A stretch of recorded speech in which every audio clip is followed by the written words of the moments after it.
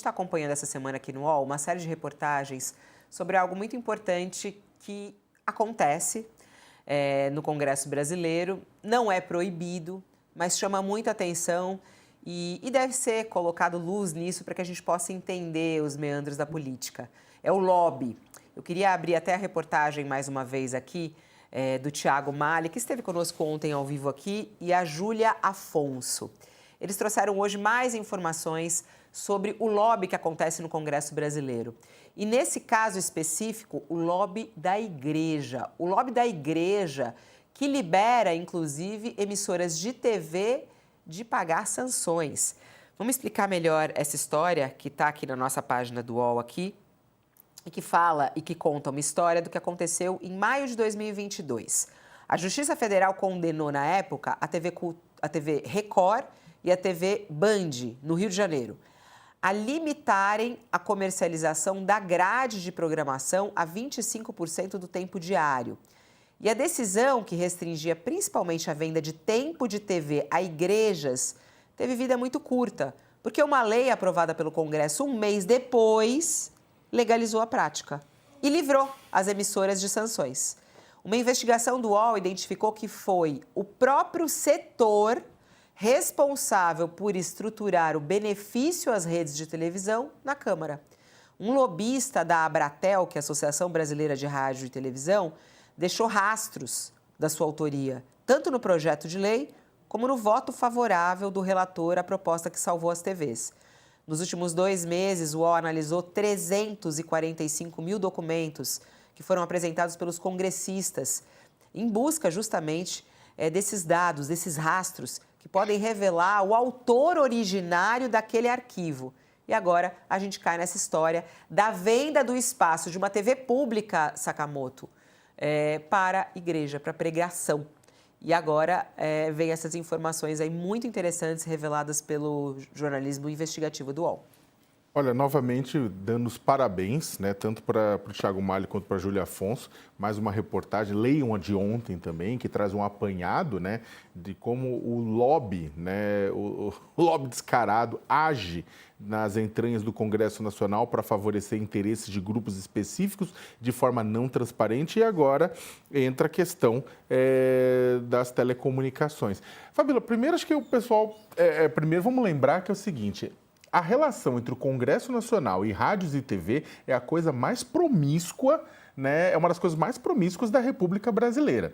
A forma como são concedidos pelo Poder Executivo, concessões de rádio e TV, que varia muito, depende muito de pressões e de alianças no Congresso Nacional, fazendo com que líderes políticos se tornem coronéis midiáticos em muitos lugares do Brasil, é também uma realidade que foi já discutida e escrutinada à torto e direito, né? Não, a concessão de rádio e TV não necessariamente segue interesse público, não. Né, segue muitas vezes o interesse privado, o interesse político. A relação entre o Poder Executivo e o Congresso Nacional é moeda de troca, tal qual como cargo e como emenda. Né? E a relação que se estabelece entre TVs, né, muitas vezes de pessoas com poder, e igrejas, né, é também uma promiscuidade atroz. E a gente tem visto, a gente vê nessa reportagem, né, essas duas coisas se conectarem. No Congresso Nacional, inclusive, o lobby de muitas das igrejas é poderosíssimo. Tal como o lobby de proprietários de veículos de comunicação. Eles conseguem dobrar a legislação, eles conseguem articular os seus interesses de uma forma muito clara. Coisa que trabalhadores não conseguem. Você tem projetos aí parados que poderiam melhorar a vida de trabalhadores, que poderiam melhorar, ou seja, a própria discussão da jornada 6-1, que a gente trouxe aqui tantas e tantas vezes. Né? É um tema que vai a passos de tartaruga no Congresso Nacional, enquanto outros temas empurrados com o lobby correto, bancados por grupos de lobbies corretos, conseguem avançar.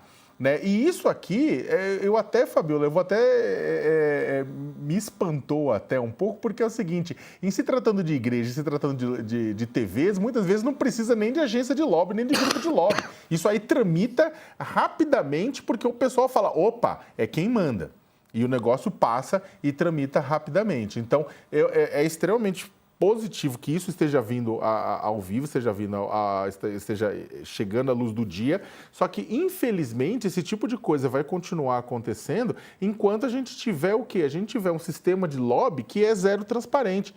Olha, o lobby existe em qualquer lugar do mundo. Grupos de interesse podem exercer podem levar a defesa das suas pautas para deputados e senadores. Isso aí pode, da mesma forma como deputados estaduais, vereadores, quem quer que seja. O grande problema que o que a gente não tem não é um sistema que não apenas dê um crachá e um cadastro, mas que coloque de forma clara em sites, em plataformas públicas, quem é que visitou quem levou a demanda qual, quem levou um documento tal, quem era presente na reunião, quais eram os interesses envolvidos naquele processo, qual foi o andamento que se deu a partir daquela reunião. A partir do momento que a gente tiver pelo menos isso, a gente pode questionar, a sociedade civil pode questionar, né, tanto deputados e senadores, quanto empresas de lobby, quanto as empresas que contrataram essas empresas de lobby, quanto os sindicatos e associações que também fazem seu lobby, com relação a conveniência daquilo para o interesse público. Enquanto isso não houver, e isso está longe de acontecer,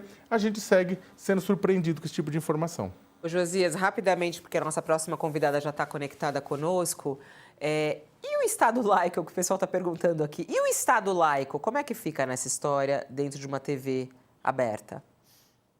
Já foi conspurcado, né, o Estado laico, né, Fabíola? Quando os candidatos convertem templo religioso em palanque, e o Bolsonaro fez isso, o Lula agora acabou de se reunir com pastores ali no gabinete presidencial para ajeitar a indicação de um evangélico para o Supremo.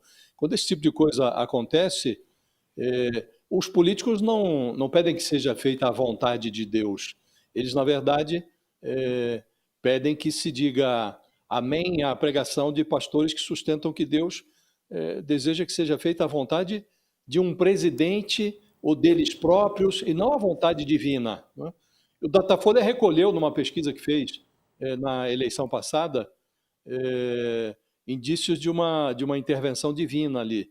O Bolsonaro continuava sendo o preferido dos evangélicos, o Lula, até hoje, ele tem menos intenção de voto nesse público, mas existe uma bancada no Congresso. Então, esse é dos lobbies mais presentes no Congresso Nacional. Tem lá a bancada BBB, né? Boi, bala e Bíblia. E os parlamentares que têm esses pendores religiosos, a bancada da Bíblia, luta por coisas pouquíssimo republicanas, inclusive por isenção tributária. Aqui está se falando de compra de espaço em emissoras que deveriam ter uma programação laica, né? Mas esse lobby, Fabíola, ele está presente, ele tem bancada, né? Ele é um dos lobbies, ainda que as muralhas de Jericó se reergam, mesmo que o Mar Vermelho volte a se partir em dois, ou que algum outro cataclismo de inspiração sobrenatural desabe sobre a Terra, esse fenômeno não volta atrás.